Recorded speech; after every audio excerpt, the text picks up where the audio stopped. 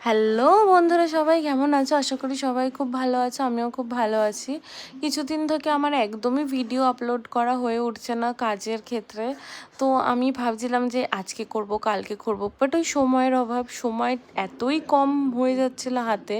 যখন সময় থাকে তো অঢেল থাকে, তখন ভাবি কি করব কি করব, আর যখন সময় থাকে না তো তখন খুঁজেই পাওয়া যায় না, মানে কোনটা কখন করব শিডিউলই তৈরি করা হয়ে ওঠে না। আর আমি না কখনো ওরকম শিডিউল করে কিছু করি না, আমার যখন যেটা হয়ে যায় আমি করে নিই। তো আজকে তেমন যেমন চিকেন মনে হলো যে করি, টাইম ছিল হাতে, আর ভাবলাম একটু এটা তোমাদের সাথে শেয়ারও করি। এই চিকেনের রেসিপিটা তো জানো তো, যারা মানে রান্না জানেও না, একদম নতুন, তারাও খুব সহজে করতে পারবে।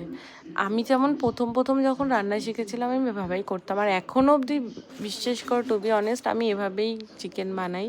আমার খুব ভালো লাগে এভাবে চিকেনটা খেতে। কিছুই না, সামান্য জাস্ট চিকেনটাকে ম্যারিনেট করি, একটু সর্ষের তেল দিই, দেন নুন, হলুদ, লঙ্কার গুঁড়ো আর গরম মশলা এটা দিয়ে ম্যারিনেট করে, তারপর গরম তেলের মধ্যে গোটা গরম মশলা দিই, দেন একটু শুকনো লঙ্কা, তাহলে শুকনো লঙ্কাটা ফোড়ন দিলে কী হয় জানো তো, একটা সুন্দর কালার আসে। কেন আমি কখনোই না ওই ফুড কালার বা কাশ্মীরি লঙ্কারগুলো এগুলো ইউজ করি না।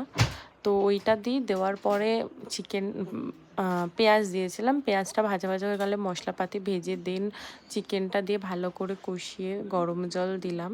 আমি চিকেনে একটু গরম জলই দিই, কেন গরম জলটা দিলে ভালোও লাগে। আর চিকেনটা না আমার না ওই ঝোল ঝোল ভালো লাগছিল না আজকে করতে। আমি ভাবছিলাম আজকে একটু কষা কষা চিকেন করব, তাই জন্য বেশি জলও আমি অ্যাড করিনি, খুব অল্প জল দিয়েছি, মানে যেটুকু চিকেনগুলো একটু সেদ্ধ ভালো করে হয়ে যাবে। আর এই যে চিকেন